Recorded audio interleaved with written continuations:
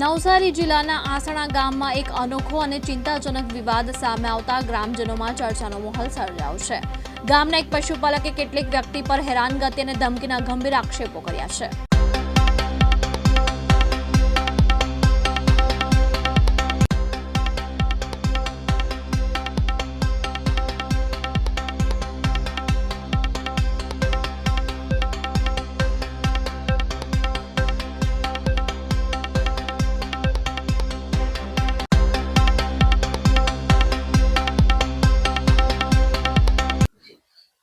તમારું નામ? સુલેમાન મોહમ્મદ પાંડોર.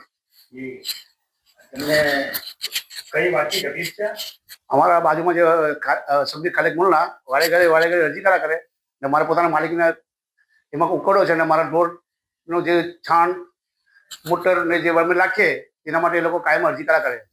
ને એ લોકો આવાસના ઘર બનેલા 12x24ના ને એ લોકો વડીના પાછળ આવેલા છે. જી. હવે તમને કોઈ પંચાયતમાંથી નોટિસ?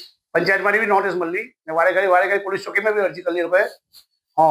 ને વારે ઘડી અરજી કર્યા કરે કાયમ કચરો કર્યા કરે લોકો. જી. તમે જ્યાં મન પેટ્રોલ રાખો છો તમારી પ્રાઇવેટ પ્રોપર્ટી? પોતાની પ્રાઇવેટ છે. તમને કોઈ ધમકી મૌખિક આપવામાં આવી? લોકો વારે ઘડી કાયમ મળે ટોચર કર્યા કરે લોકો. શું કહે છે? કે જ્યાં ઉકળો હજી હટાવો એમ. કેટલા વર્ષથી છે ઉકળો આજે કઈ વર્ષોથી છે એટલે. એવું છે. હા. બીજી કોઈ બાબતમાં? બીજી બાબતમાં એ લોકોના ઘર આમના નહીં ઉઠા માયાવંશી મોલ્લો ઉઠો ને એ લોકો આખું મતલબ કે આપણને મારા સાઈડના ઘર બનેલા છે એ લોકો વડીને પાછળ આવેલા છે ને આખી લાઈનના કોઈને દરવાજા મારી સાઈડ નહીં મળે. એ લોકોનો દરવાજો ખાલી છે. તમારા ઢોર? મારા 3 ભેંસ છે, 3 ગાય છે. એમાં મારા આખું ઘરનું ગુજરાન ચાલે મારા પરિવાર ખાતે. હા. સુરત શહેરમાં આવેલા રાંદેર વિસ્તારમાં એક હત્યાની ઘટના બની હતી. આ હત્યા રાંદેરના શારદાનગરમાં થઈ હતી. આ હત્યા કેસમાં સુરત પોલીસને મોટી સફળતા મળી છે. પોલીસે ગણતરીના કલાકોમાં જ હત્યા સાથે જોડાયેલા 4 આરોપીની ધરપકડ કરી લીધી છે.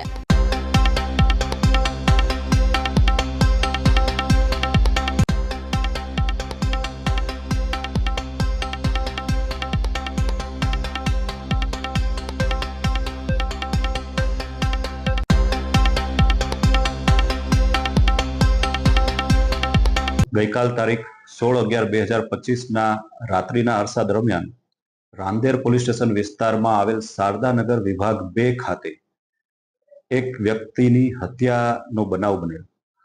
સુરત શહેર પોલીસ કમિશનર માનનીય શ્રી અનુપમસિંહ ગેહલોત સરના જરૂરી માર્ગદર્શન હેઠળ કોઈ પણ ગુના બને તો ત્વરિત ગતિથી એક્શન લેવાની જરૂરી સૂચનાઓ આપવામાં આવેલ છે. જે અનુસંધાને ઘટના સ્થળ પર પોલીસ અધિકારીઓએ તાત્કાલિક મુલાકાત લીધી, જરૂરી તપાસ હાથ ધરવામાં આવેલ અને રાંદેર પોલીસ સ્ટેશન ખાતે હત્યાની સંદર્ભમાં ગુનો દાખલ કરવામાં આવેલ. સમગ્ર ઘટના પતિ પત્નીના ઝઘડામાંથી ઉદ્ભવેલ છે. ફરિયાદી દિનેશભાઈ રાઠોડ પોતાની પત્નીથી અલગ સિંગણપુર ખાતે રહેતા અને કેટલાક સમયે તેની પત્નીની ઘરે જે શારદાનગર ખાતે રહે છે તેની મુલાકાત પણ લેતા. ગઈકાલ રાત્રિના અરસામાં ફરિયાદી દિનેશભાઈ તેના મિત્ર અજય સાથે, જે હાલમાં મૃતક છે, તેની સાથે પોતાના પત્નીના ઘરે બાળકોને મળવા માટે ગયેલ અને ઘરકંકાસ અને અન્ય કારણોસર ઝઘડો થયેલ. પૂજાબેનની સાથે હાજર તેના ભાઈ અજય તથા અન્ય 2 પાડોશી જે ત્યાં જ બાજુમાં જ રહે છે તેમના દ્વારા બંને વ્યક્તિઓ પર હુમલો કરવામાં આવેલ. ઘરમાં વપરાતા ચપ્પુ દ્વારા બંને પર હુમલો કરેલ અને સમગ્ર ઘટનાક્રમ દરમિયાન અજયભાઈ નું મૃત્યુ થયેલ છે તેમજ ફરિયાદી જે છે તેને ઈજાઓ થયેલ છે. આ સંદર્ભે પોલીસ વિભાગની અલગ અલગ ટીમો બનાવી આરોપીઓને પકડવાની તજવીજ હાથ ધરવામાં આવેલ અને હાલમાં 4 આરોપીઓની ધરપકડ કરવામાં આવેલ છે અને આગળની કાર્યવાહી હાથ ધરવામાં આવેલ છે.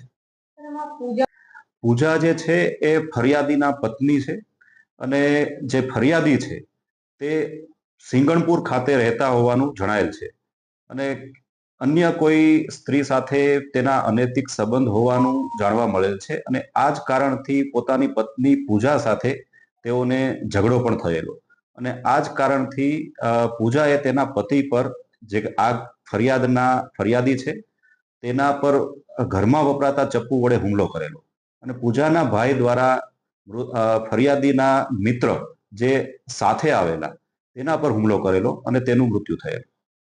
ઝઘડાનું કારણ મુખ્ય શું? કંકાસ શું હતો?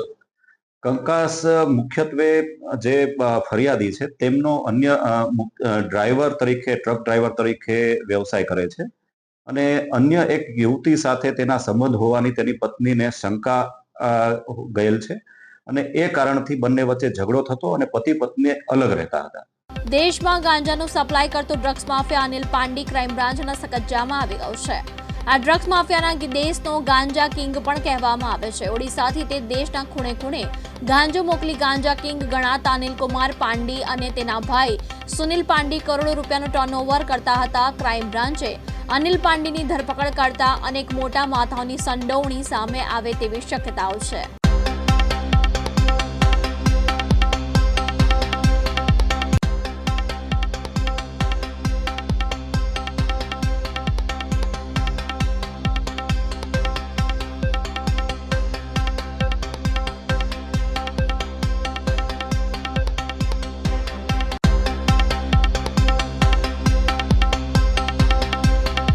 ક્રાઇમ બ્રાન્ચ ઓડિશા ખાતેથી મુખ્ય આરોપી અનિલ પાંડી એનો પકડવામાં સફળતા મળી છે.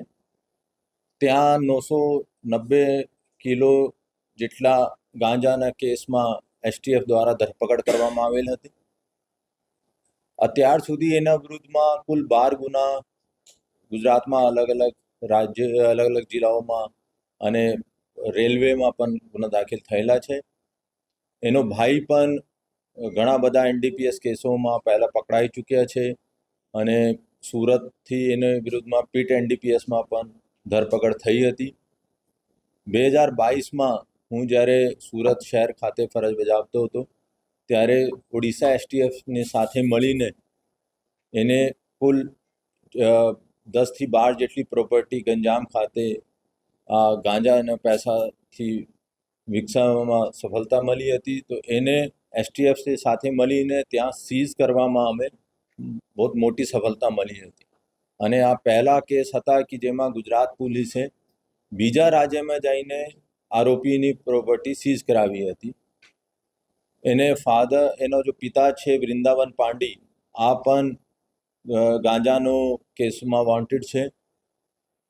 આપણે કહી શકીએ કે જેટલા બધા ગાંજા 900 kilo, 1000 kilo, 1100 kilo, 800 kilo Surat ખાતે ટ્રેન મારફતે, ક્યોંકિ એના ભાઈ સુનિલ પાંડી પહેલાં ટ્રેનમાં લેબર સપ્લાય કરતો હતો, ત્યાંથી આ લોકો ટ્રેનની ટોયલેટમાં ગાંજા લઈને આવતા હતા અને જ્યારે સુરત સ્ટેશનથી પહેલાં ટ્રેન ધીમે પડતી હતી ત્યારે આ બધા ઉધના અને આજુબાજુના ઇલાકામાં ગાંજા ફેંકતો હતો અને ત્યાંથી લોકલ ઉડિયનની મદદથી આ લોકો ભેગા કરતા હતા. પછી આ લોકો ટ્રકને રોડ મારફતે પણ ગાંજાનો સપ્લાય કરવાનો શરૂ રાખ્યો હતો અને સુરતમાં પણ 800 કિલોનો કેસ કરવામાં પોલીસનો સફળતા મળી હતી. અમે ત્યાં ઓડિશામાં ઇન્ફોર્મેશન મોકલી હતી અને ત્યાં પણ 2021માં 990 જેટલા કિલોગ્રામ ગાંજાનો કેસ થયા હતા. કહી શકે આ લોકો બહુ વ્યવસ્થિત રીતે નેટવર્ક ચલાવતો હતો. અહીંયા સુરતમાં પાંડેસરા, ઉધના અને પલસાના, કામરેજ આ બાજુ ગોડાઉન રાખતો હતો અને ત્યાંથી ગાંજા લાવીને ત્યાં સ્ટોર કરાવતો હતો અને પછી આ લોકો ત્યાંથી છૂટક બીજા જિલ્લામાં મોકલતો હતો. અને અમદાવાદમાં પણ આજુબાજુ જે ઇન્ડસ્ટ્રીયલ ઇલાકા છે, વટવા છે અને ગ્રામ્ય વિસ્તારમાં પણ આ લોકો ભાડે પર રાખીને સપ્લાય કરતો હતો. અમદાવાદમાં, જૂનાગઢમાં છે, સુરત શહેરમાં છે, રાજકોટ ગ્રામ્યમાં છે, સુરત રેલવેમાં 2 છે, સુરત શહેરમાં 3-4 ગુના છે અને અમદાવાદ સિટીમાં 2 ગુના છે, ગ્રામ્યમાં.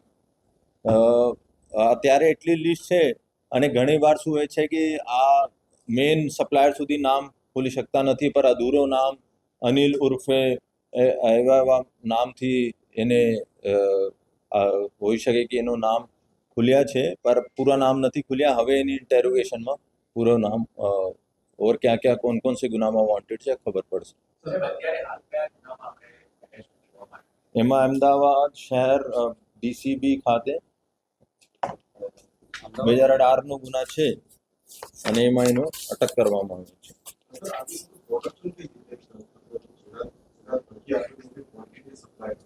ગંજામ જિલ્લા જો છે અગર આપ જુઓ તો ત્યાં નક્સલ અફેક્ટેડ એરિયા છે, એની બાજુમાં કિશનગઢ અને મલકાનગીરી જિલ્લા છે, ત્યાં નક્સલ પૂરી બેલ્ટ કહે છે. આ નક્સલ વાદનો ફાયદા લઈને ત્યાં લોકો ચોરી છુપેથી ગાંજાનો ખેતી મોટે પૈમાનામાં કરતો હતો.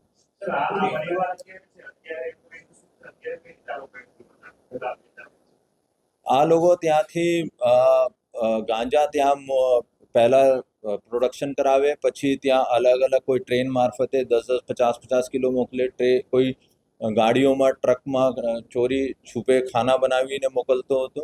અને અહીંયા પણ જેવી રીતે એનો બધા જો લેબર છે ઇન્ડસ્ટ્રીમાં, ટેક્સટાઇલમાં ઓડિયન લેબર, આ લોકો એના માટે કામ કરતો હતો અને ભાડે પર લોકો ગોડાઉન રાખતો હતો. એક મારી માહિતી મુજબ નંદુરબાર અને નવાપુર ખાતે જ્યારે ગુજરાત પોલીસે એનડીપીએસ ઉપર ઘણી બધી દોષ જમા કરી તો પછી આ લોકો આ બાજુના જો મહારાષ્ટ્રના જિલ્લા નંદુરબાર અને નવાપુરમાં પણ ગોડાઉન શૂટ કરે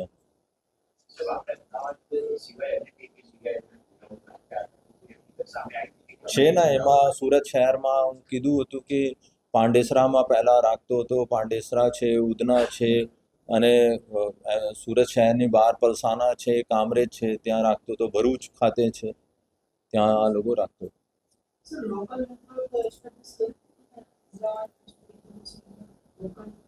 લોકલ નેટવર્ક આ લોકો રાખતો હતો અને આ લોકલ નેટવર્ક મારફતે છૂટક 2 કિલો 4 કિલો 5 કિલો એવી રીતે ગાંજા સપ્લાય કરતો હતો. અને આ બહુ વ્યવસ્થિત રીતે કે પ્રોડક્શન જો કરે છે એનો મેઇન સપ્લાયરનો ના ખબર હોય એને આગળ રાખે અને પછી ગોડાઉનમાં કોણ સપ્લાય કરે છે, તાકે અગર કોઈ પકડાઈ જાય તો ઉપર સુધી ના જાય. એના માટે શું છે મની ટ્રેલ આ લોકોની ઘણા બધા જો ઉડિયન ત્યાં સુરતમાં કામ કરે છે એના મારફતે જ્યારે આ લોકો વતન જાવતા હોય યા એના મારફતે એના પરિવારનો પૈસા મોકલતા હોય એના લોકોનો ઘણા બધા અકાઉન્ટ્સ યુઝ કરે અથવા કેશ ત્યાંથી પૈસા મોકલતા હોય. નવસારી નગરપાલિકા વોર્ડ નંબર 5માં ગેરકાયદેસર ગટર જોડાણ કરાયું છે. ડીપીઆરમાં મંજૂરી વિના ડ્રેનેજ કનેક્શન થવાની ફરિયાદ કરવામાં આવી હતી.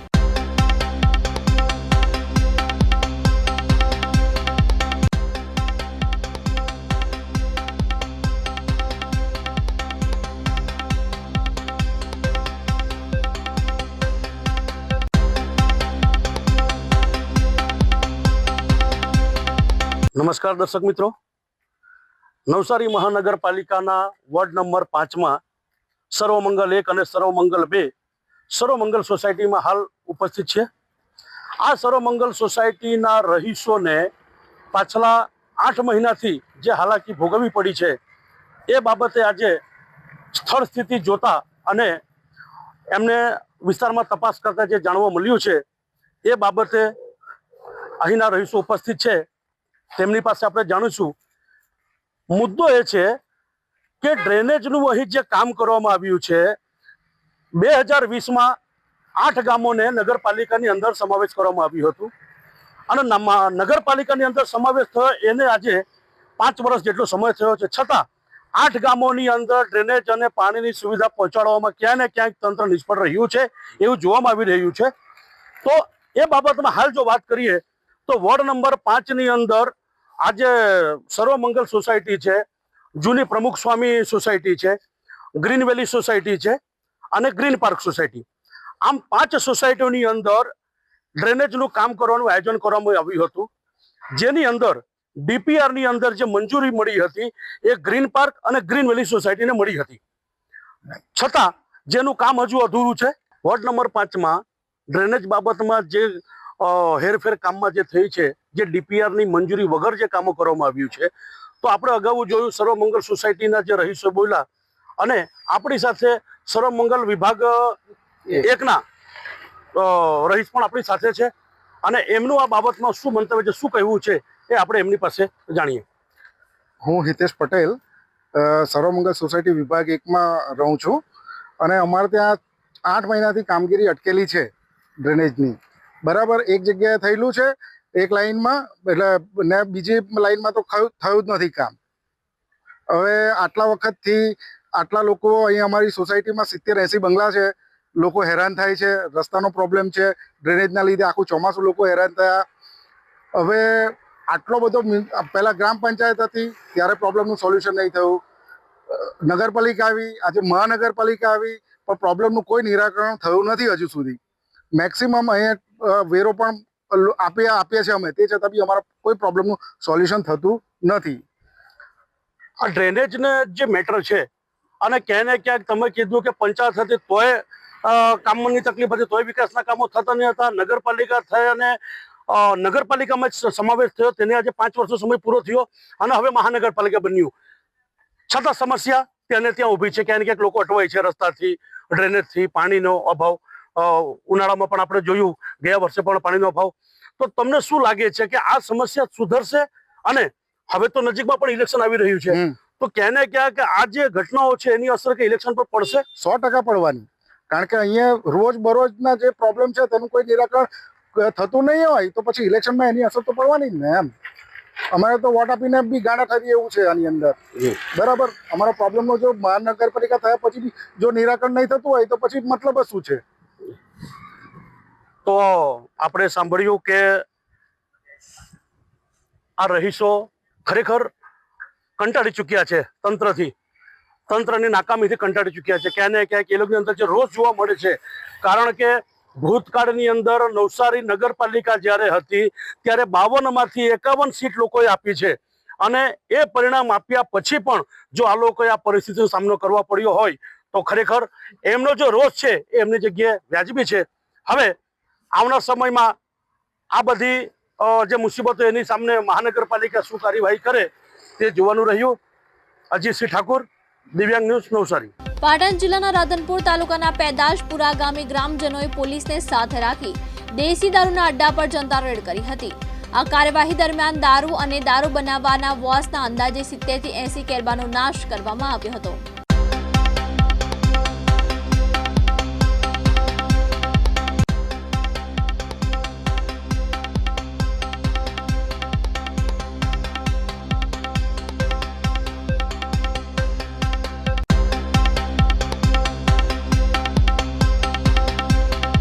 મારું નામ લાધુજી ઠાકોર, પૂર્વ સરપંચ, મુકામ પેદાશપુરા તાલુકો, રાધનપુર જિલ્લો પાટણ. મારા ગામમાં આજે અમે જનતા રેડ કરી, એમાં અમે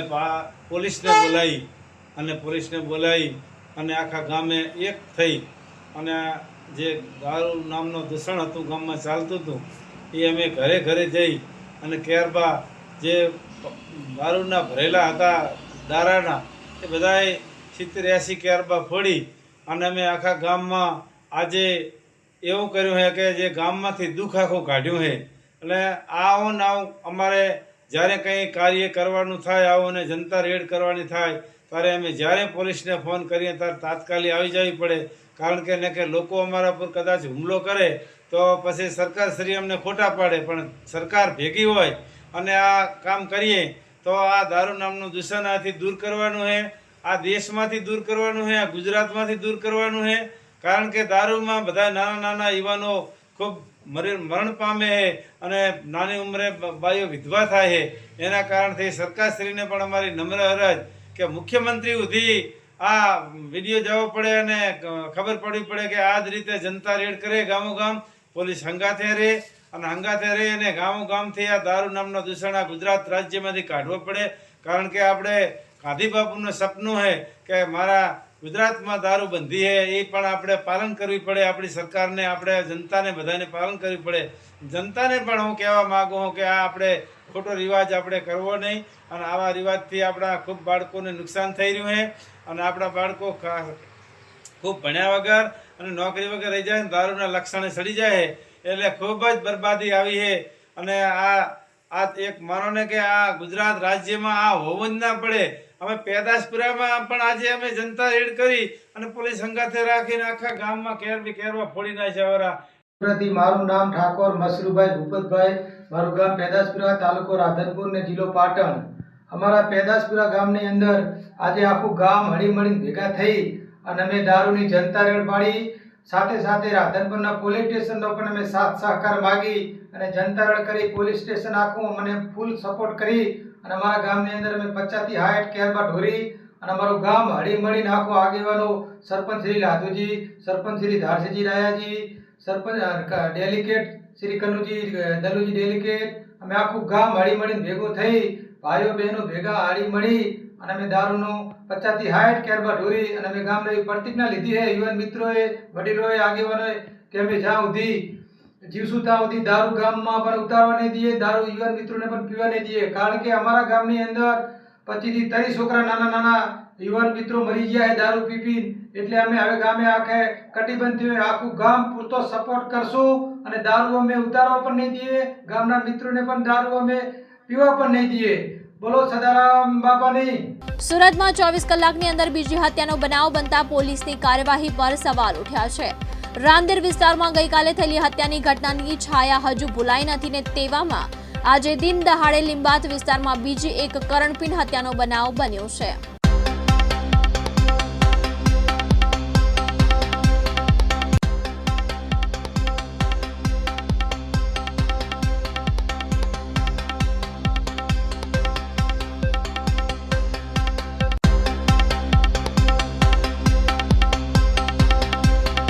લિંબાયતના સંજયનગર સર્કલ નજીકમાં એક સુદામ પાટીલ કરીને ઈસમનું મર્ડરનો બનાવ બનેલો છે. પોલીસ હાલ ઘટના સ્થળે પહોંચી છે. ડેડ બોડીને પીએમ અર્થે સ્મીમેર હોસ્પિટલ રવાના કરેલ છે અને આરોપીને પકડવાની તજવીજ ચાલુ છે. એ તપાસ ચાલુ છે. વડોદરા શહેરના તાંદલજા વિસ્તારમાં પતિએ જ પત્નીની ગળું દબાવી હત્યા કરી હોવાની ઘટના સામે આવી છે. મહિલાના પતિ સાથે બીજા લગ્ન થયા હતા. આ દંપતીને 6 માસની બાળકી પણ છે. જો કે માતા મિસબા શેખની હત્યાથી બાળકીએ માતાની છત્રછાયા ગુમાવી છે.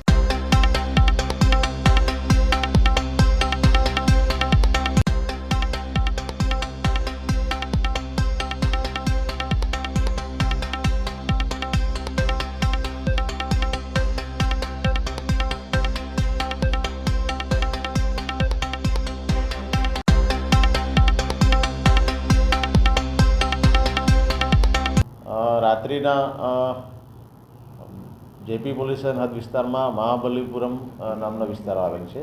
ત્યાં પતિ પત્ની વચ્ચે ઝઘડો થયેલ, જે બાબતે ઝઘડો ઉગ્ર બનતા એ જે પતિ છે એની પત્નીને ગળું દબાવી અને મોત નિપજાવેલ છે. જે બાબતે જેપી પોલીસ સ્ટેશનમાં ગુનો દાખલ કરવામાં આવેલ છે અને આરોપીને હસ્તગત કરવામાં આવેલ છે.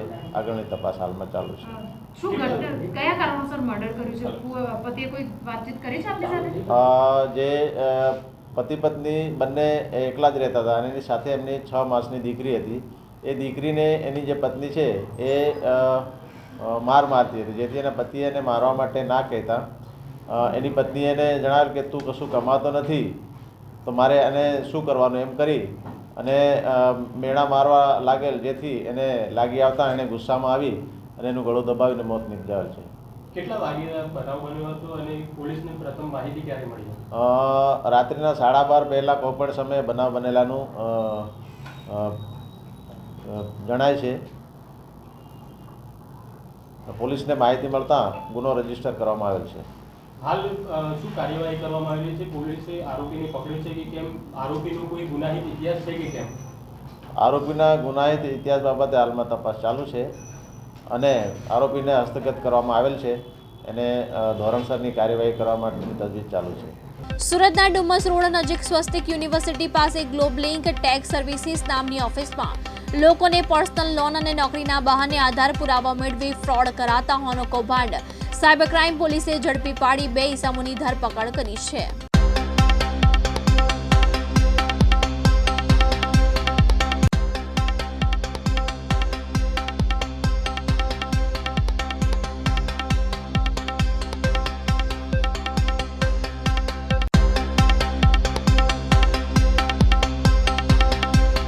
14/11/2025 રોજ સાયબર ક્રાઇમ સેલ સુરત શહેર દ્વારા ડુમસ રોડ પર આવેલ એક સ્વસ્તિક યુનિવર્સલની બિલ્ડિંગમાં એક શોપમાં રેડ કરવામાં આવ્યું હતું. અને જે શોપની સામેનું બોર્ડ હતો એ સ્મેક્સ એન્ટરપ્રાઇઝને નામનો હતો. એમાં હકીકત એવી રીતની છે કે છેલ્લા 1-2 વર્ષથી સાયબર ક્રાઇમ સેલની અમારી જે ગવર્મેન્ટ આઈડી છે એમાં લાંબા સમયથી અમે લોકોને ઈમેલ મારફતે ફરિયાદ મળી રહેલ છે આખા દેશભરથી કે કંઈક તો લોન ફ્રોડ કરવાની કંપની છે જે સુરત ખાતે કાર્યરત છે અને એમને જે ટિકિટ સાઇઝ હતું ફ્રોડનું તમામ ઈમેલ જોતા તો એ ખબર પડી કે 5,000 રૂપિયાથી 25,000 રૂપિયાનું ટિકિટ મતલબ ફ્રોડ અમાઉન્ટ હતું જેથી જે વિક્ટિમ છે જે ફરિયાદીઓ છે એ લોકો બીજા રાજ્યથી અથવા તો લાંબુ સમય ટ્રાવેલ કરીને સુરત આવવા માંગતા નહોતા બટ છતાં એ લોકો અહીંયાની સાયબર ક્રાઇમમાં એક ઈમેલ નાખીને એમ અમે લોકો પાસેથી અપેક્ષા રાખતા હતા કે અમે લોકો તપાસ કરીને ખરેખર જોઈ શકીએ કે શું ચાલે છે. તો એટલે અમારે લોકોની તપાસ આ ઇન્ક્વાયરી ચાલુ જ હતી તમામ ઈમેલ ઉપર અને અમે લોકોને ખબર પડી કે ખરેખર જે આરોપી છે એ નીતિશ ખવાણી છે. નીતિશ ખવાણીને અમે લોકો ટ્રેક કરતા હતા અને 24મી તારીખે રોજ અમે લોકો ખબર પડી કે કદાચ બોમ્બેથી એમનો જે મૂળ ઓફિસ છે અત્યારે મુંબઈમાં છે. તો અમે લોકોને 14 તારીખે ખબર પડી કે ખરેખર સુરત આવી ગયું છે અને સ્વસ્તિક યુનિવર્સલમાં સ્થિત સ્મેક્સ એન્ટરપ્રાઇઝ નામનું શોપમાં અત્યારે હાજર છે. તો અમે લોકો ત્યાં જઈને રેડ કરી તો એમની પાસે એક લેપટોપ ચાલુ હાલતમાં મળ્યું અને એ લેપટોપમાં ડિરેક્ટરનું નામનું એક લોગિન હતું અને ડિરેક્ટર એટલે ગ્લોબલ લિંકટેક કંપનીનો ડિરેક્ટર અને ગ્લોબલ લિંકટેક કંપની એ જ કંપની છે જેના નામનું અમે લોકોને ફરિયાદ ઈમેલ ઉપર મળતો હતો. તો તમામ ઈમેલ્સ વગેરે શોધતા અમે લોકોને ખબર પડી કે ઘણા બધા લોકોએ એ ડિરેક્ટરની ઈમેલ પર પણ એ લોકોએ ઈમેલ કર્યું છે કે અમારી સાથે આવું લોન થયું છે, તમે લોકો અમારો પૈસો કાપી લીધું છે તો પ્લીઝ રિટર્ન કરો. આવું બધું લોકોની ફરિયાદ હતી. ઘણા બધા ઈમેલ્સ એમના ઈમેલ ઉપર મળ્યું. આગળ જ્યારે તપાસ કરી અને પૂછપરછ કરી તો ખબર પડી કે એમની બીજો પણ શોપ છે અડાજણમાં વેલેન્ટાઇન સિનેમાની બાજુમાં રોયલ ટાઇટેનિયમમાં અને ત્યાં જઈને બીજી ટીમ ત્યાં અમે લોકોએ મોકલાવ્યું અને ત્યાં રેડ કરી તો ખબર પડી કે ત્યાં એમના સિવાય એક મેનેજર અને 8 માણસો પણ કામ કરતા હતા અને ખરેખર એક કોલ સેન્ટર જેવું ચાલતું હતું. પછી સીપી સાહેબને જ્યારે જાણ કરવામાં આવી તો સાહેબની એક સૂચના હતી અને માર્ગદર્શન પણ આપવામાં આવ્યું હતું કે તમે લોકો ડીપ સુધી જઈને તપાસ કરો અને એ તપાસમાં બહાર આવ્યું છે કે ખરેખર એ લોકો 2 MO જે આરોપી છે આપણો માસ્ટર માઇન્ડ છે નીતિશ ખવાણી અને ખરેખર 2 MO વાપરે છે. એક MO છે જેમાં એ શું કરે છે ગ્લોબલ લિંકટેક નામની કંપનીમાંથી કોલ કરે છે લોકોને અને જે કોલ કરવા માટે જો ડેટા જોઈએ છે મોબાઈલ નંબર અને ઈમેલ આઈડી એ તમામ ડેટા એમને વર્ક ઇન્ડિયા નામની એક પોર્ટલ છે એના પાસેથી મળે છે. પછી એ ડેટા લઈને કોલ સેન્ટર જેવું ચલાવે છે અને સામેવાળાને કોલ કરીને જે ફરિયાદી છે એમને કોલ કરીને વિક્ટિમ્સને કોલ કરે પછી પૂછે કે તમને લોન જોઈએ છે. પછી સામેવાળા જો કહે હા તો પછી આખું પ્રોસેસ એ લોકો કોલ ઉપર જ કરી નાખે છે અને કોલ ઉપર જ પ્રોસેસ કરે તો સામેવાળાને ટાઈમ નહીં મળે કોન્ટ્રાક્ટ કે અગ્રીમેન્ટ વાંચવાનું. તો એમાં શું થાય કે સામેવાળો પછી એને શું કર્યું છે શ્યોરપાસ સાથે એક પાર્ટનરશિપ કરી છે. શ્યોરપાસ મારફતે એ લોકો આધાર લિંક્ડ ઈ સાઇન કરાવે છે. તો સામેવાળો એમનો આધાર નંબર આપી દે પછી ઓટીપી સામેવાળાના નંબર ઉપર જાય અને હાથોહાથ આ બધું જ થઈ જાય એક જ કોલમાં. સામેવાળાથી ઓટીપી લઈને આધાર ઓથેન્ટિકેશન કરીને એક ACH મેન્ડેટ બનાવી દે છે. ACH એટલે automatic clearing house. For example અગર તમે સબસ્ક્રિપ્શન મોડલ ની વાત કરો તો ફોર એક્ઝામ્પલ તમે એમેઝોન અથવા નેટફ્લિક્સ હોય તો તમે એ લોકો સબસ્ક્રિપ્શનનું તમને સર્વિસ આપે છે રાઈટ. તો એ સબસ્ક્રિપ્શનનું સર્વિસ જ્યારે તમે મેળવો તો તમે યુપીઆઈ આઈડી અથવા તો તમારો કાર્ડ નંબર નાખી દો, તમારો CVV નંબર પણ નાખી દો અને એક જ વારમાં તમે દર મહિનાની પરમિશન સામેવાળીની કંપનીને આપી દો કે તમે દર મહિના મારા અકાઉન્ટથી આટલો ડેબિટ કરી શકશો જે સબસ્ક્રિપ્શન અમાઉન્ટ છે એટલું. તો એ લોકો એ જ મેન્ડેટ સામેવાળા વિક્ટિમ પાસેથી મેળવતા હતા બટ એમાં એ લોકો છેતરપિંડી એવી રીતની કરતા હતા કે મેન્ડેટનું ફોર્મ ભરાવતા હતા એક જ કોલમાં બધું જ થઈ જતું હતું અને જે વિક્ટિમ છે એ લોકો તો ભોલાભાડા હોય તો એમને ખબર જ ના પડે કે આપણે શું ઓથોરાઇઝેશન આપી દીધું છે અને આધાર ઈ સાઇન મારફતે એ લોકો એ ઓથોરાઇઝેશન લઈને પછી સામેવાળાની બેંક અકાઉન્ટમાં મેન્ડેટ નાખીને દર મહિનાનો પૈસા ઉપાડી લેતા હતા EMIની નામનું.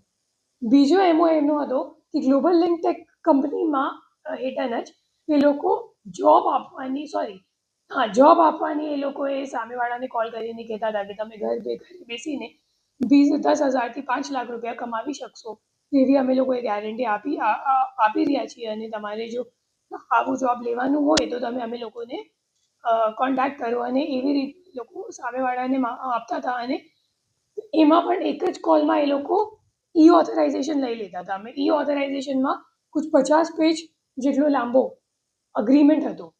અને એ અગ્રીમેન્ટમાં એક લીટી એ લોકો એવી રીતે લખતા હતા કે આ HR કન્સલ્ટન્સી માટે તમને 10,000 રૂપિયા પ્લસ GST આપવું પડશે અમારી કંપનીને.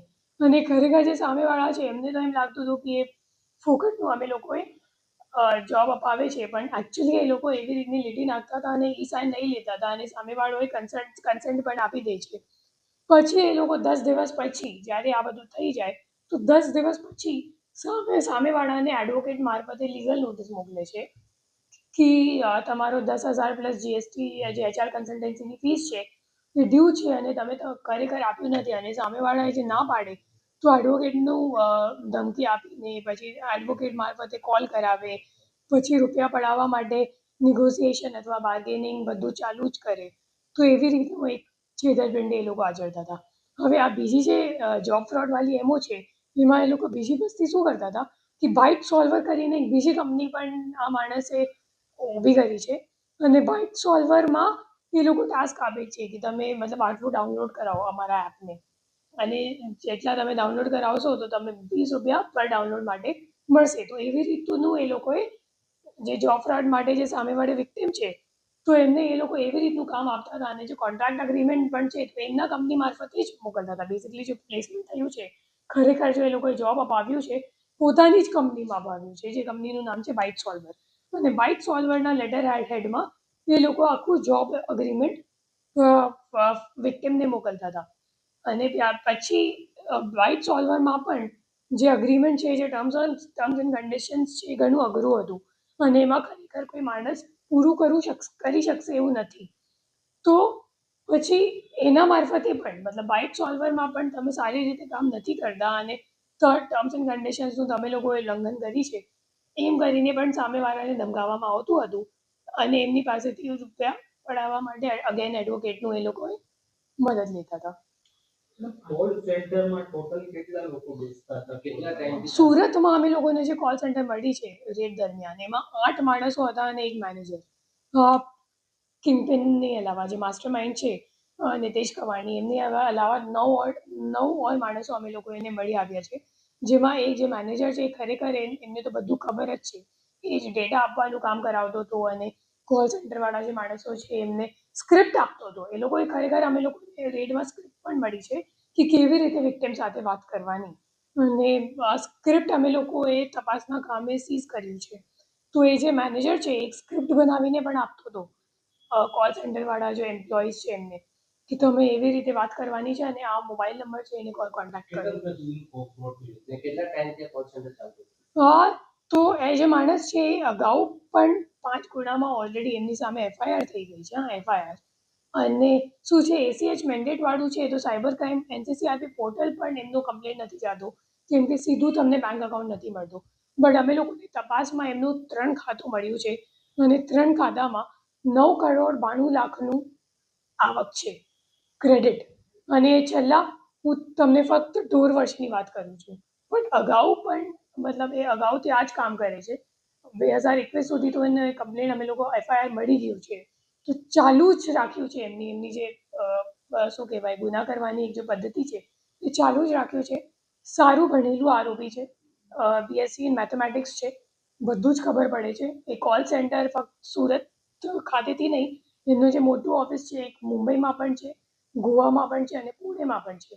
અને એ લોકોનો વિક્ટિમ્સ પણ એવી રીતને શોધે છે કે ખરેખર મહારાષ્ટ્ર કે ગુજરાત અથવા તો સુરતની આજુબાજુમાં અથવા તો મુંબઈ અને પુણેની આજુબાજુમાં વિક્ટિમ એ લોકો નથી શોધતા.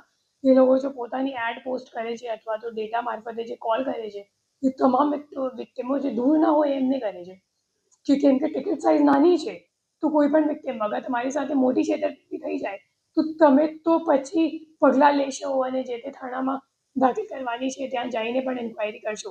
બટ છોટી ટિકિટ સાઇઝ હોય તો તમે આટલું બધું નહીં કરો. તો એટલા માટે એ લોકોની એ પણ એમોમાં એક શું છે ક્રુશિયલ સ્ટેપ છે. જે આરોપી કેટલા અરેસ્ટ કરવામાં આવ્યો છે, મુદ્દામાલમાં શું રિકવર કરવામાં આવ્યો છે? હાલ સુધીમાં અમે લોકોને 2 આરોપીઓ મળી ગયા છે, જેમાં એક નિતેશ કવાણી જે માસ્ટરમાઇન્ડ છે એ છે, અને બીજો જે એમને જાવેદ મોહમ્મદ કરીને છે, જો એમનો મેનેજર તરીકે કામ અહીંયા સુરતમાં કરતો હતો. એની સિવાય એમના અંડર જે 2 માણસો કામ કરે છે, સતેન્દર પાલ સિંઘ અને એક આકાશ કરીને છે. એ બંને જણા અત્યારે મુંબઈમાં છે, અને આ રેડ થઈ ગઈ પછી એ લોકો અંડરગ્રાઉન્ડ જતા રહ્યા છે, તો એમને શોધવાનો પ્રયાસ હાલ ચાલુમાં છે. સ્ક્રિપ્ટ કઈ રીતની છે? કઈ બંધક બનાવીને આ લોકોને સ્ક્રિપ્ટ આપવામાં આવતી હતી કે શું કોલ સેન્ટરમાં? નહીં, કોલ સેન્ટરમાં જે માણસો કામ કરે છે એ લોકોને સેલરી ઉપર એ લોકો કામ લેતા હતા, અને એમને ખરેખર ખબર નહીં પડતી કે મતલબ એ લોકો એકચ્યુઅલી ક્રાઇમ કરાવે છે. ફક્ત એ લોકો સ્ક્રિપ્ટ આપતા હતા કે અમે લોકો લોનની કંપની છે અને તમે સામેવાળાને એવી રીતની વાત કરવાની છે, જેમ કે જે શું કહેવાય, for example ICICI bank, HDFC જે સાચી બેંકો છે, તો એના નામ પર આપણને જેવો કોલ આવે છે ને કસ્ટમર કેરવાળાનો, તો એવી રીતનું એ લોકોને સ્ક્રિપ્ટ પણ આપવામાં આવી હતી. तो ये तमाम स्टेटमेंट पर निवेदन पर लेવામાં આવી ચુક્યું है कि हमें बहुत दिनों से ईमेल पे आ रहे थे, अलग अलग राज्य से ईमेल्स आ रहे थे कि हमारे साथ इस तरह से लोन फ्रॉड हुआ है कि हमने ऑथराइज नहीं किया है तो भी हमारे बैंक से पैसे चले गए हैं. तो और ये जो कंपनी है ये सूरत की है. तो इस मामले में जब हमने तपास की तो हमें पता चला कि ये जो कंपनी है ये एक्चुअली सूरत में रजिस्टर्ड है. स्मैक्स एंटरप्राइज का बोर्ड लगा के ये लोग यहाँ पे डूमस रोड पे काम करते थे, और हमने वहाँ पे जब हमने रेड किया तो हमें लाइव जो ईमेल्स थे उसके लैपटॉप पे ग्लोबल लिंकटेक कंपनी के नाम पे वो हमें मिल गए. जो डायरेक्टर वाला अकाउंट था, जो मेन आरोपी हमने पकड़ा है वही डायरेक्टर है इस कंपनी का, ग्लोबल लिंकटेक कंपनी का, और उसका ईमेल्स वगैरह पूरा चालू था. उससे हमें पता चला है कि वो बहुत लंबे पैमाने पे फ्रॉड कर रहा है, अंतर्राज्यीय फ्रॉड है. पूरे देश भर में 1200 से ज़्यादा लोगों को अभी तक छेतरपिंडी का मामला हमारे तपास में 3 अकाउंट में सामने आया है. अभी तक हमारे पास उसके 3 बैंक अकाउंट मिली है, जिसमें 9 करोड़ 92 लाख रुपए का क्रेडिट हुआ है. और इसके अलावा ये जो आरोपी है नितेश कुवानी इसका नाम है, और इसका अभी तक हमें जो तपास में सामने आया है वो ये बात है कि पहले भी उसके सामने 5 FIR हो चुके हैं, वो भी लोन फ्रॉड के मामले में. दूसरी जो बड़ी चौंकाने वाली बात है कि इसका दूसरा ऑफिस भी अटैचमेंट में चालू था, जिसमें जॉब फ्रॉड वो करवाते थे.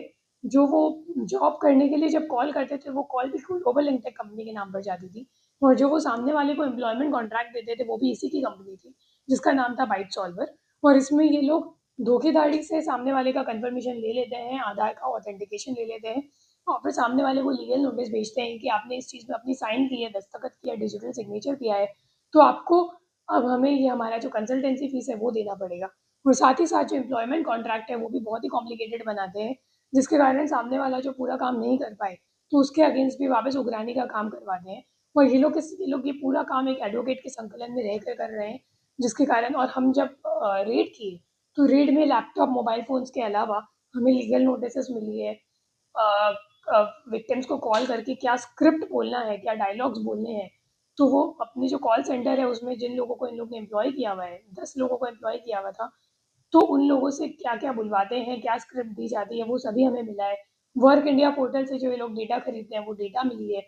तो काफ़ी कुछ हमें इस रेड में मिला है जो तपास में आगे काम में आएगा. ये दोनों आरोपी कौन है, कहाँ के रहने वाले हैं और कितने दिनों से यहाँ पर ये पूरा अवैध कारोबार कर रहे थे? ये जो नितेश कवानी है ये बहुत ज़्यादा फेमस है इस काम के लिए, क्योंकि ये 2021 में ऑलरेडी जेल जा चुका है. 6 महीने जेल से आ चुका है, 6 महीने जेल जाके फिर उसने अपनी जो जगह है वो सूरत से बॉम्बे में शिफ्ट कर ली, और उसके बाद इसने एक CFO तरीके दूसरी कंपनी में जॉब ले लिया. लेकिन ये शायद सीधे रास्ते काम नहीं कर पाया, क्योंकि इसको ज़्यादा लालच थी, इसको ज़्यादा कमाने की लालच है, जिस कारण उसने वापस ये 4-5 कंपनी बनाई है सिर्फ ये फ्रॉड करने के लिए. और सभी कंपनी मतलब एक कंपनी से कॉल करवाता है, दूसरे कंपनी में जॉब करवाता है, तो इस तरह से इसका ये पूरा नेटवर्क चल रहा है. ये जो इसके ऊपर 5 मामले दर्ज है, कहाँ के मामले दर्ज है? एक अहमदाबाद रेंज में है, एक अहमदाबाद साइबर में है, एक हरियाणा में है, और बाकी भी एक अठवा पुलिस स्टेशन में है, और एक जलगांव महाराष्ट्र में. तो ये सूरत में कितने दिनों से चला रहा था? ये सूरत में हम लोग को जो बैंक अकाउंट्स मिले हैं वो 1.5 साल से चल रहे हैं. लेकिन ये सूरत में उसके पहले से ही चला रहा है, ये खुद मान रहा है इस बात तो को। अब तक की पूछताछ में कुछ अठवा जो पुलिस इसमें दर्ज मामले उसमें क्या कुछ इंक्वायरी कुछ हुई थी? हाँ, कठुआ वाले केस में इंक्वायरी हुई थी, लेकिन इसका अरेस्ट होना बाकी था। और उसमें भी एक्सटॉर्शन और छेतरपिंडी है, इसमें भी एक्सटॉर्शन और छेतरपिंडी है। और ये लोगों को डरा के लीगल नोटिस देके डरा के फिर उनसे पैसा उगराने का काम करता है। इतना पढ़ा लिखा था तो ये रास्ता क्योंकि इस रास्ते में इसकी कमाई ज़्यादा होती है। इंटेरोगेशन में ही इसने जब बोल दिया कि मैं 30-40 लाख रुपया पर महीने कमा लेता हूँ, तो इतना कमाना अगर आप सीधा रास्ता पे जाओगे तो आप नहीं कमा पाओगे। मुद्दा में क्या कुछ सबने जब्त किया है? मुद्दा माल में हमने इसका फ़ोन ले लिया है, लैपटॉप ले लिया है, CPU और कंप्यूटर्स वगैरह ले लिए हैं। जितने भी हमें वहाँ पे एम्प्लॉयज़ मिले हैं, जितना 8 स्टाफ के मेंबर्स मिले थे, तो उनका हमने निवेदन ले लिया है, प्राइमरी निवेदन। और जो मैनेजर मिला है उसको हमने आरोपी की तरह रखा है, क्योंकि मैनेजर ही कॉल करवाता था, जावेद मोहम्मद उसका नाम है, और वो ही कॉल करवाता था, स्क्रिप्ट देता था और एम्प्लॉयज़ को ट्रेन करता था। और ये जो एम्प्लॉय को लोग रखते थे तो क्या बोल के रखते थे? यही बोल के लगते थे कि हम लोन देने वाले या जॉब करवाने वाली कंपनी है, और आपको सामने वाले को कॉल करके उनसे आग्रह करना है कि वो हमारी कंपनी के थ्रू बैंक से लोन ले। जावेद मोहम्मद कौन है, कहाँ पे रहता है? वो सूरत का ही रहने वाला है और इसके साथ बहुत पहले से जान पहचान है। આ હતા આજના અગત્યના સમાચાર। વધુ સમાચાર માટે જોતા રહો દિવ્યાંગ ન્યૂઝ।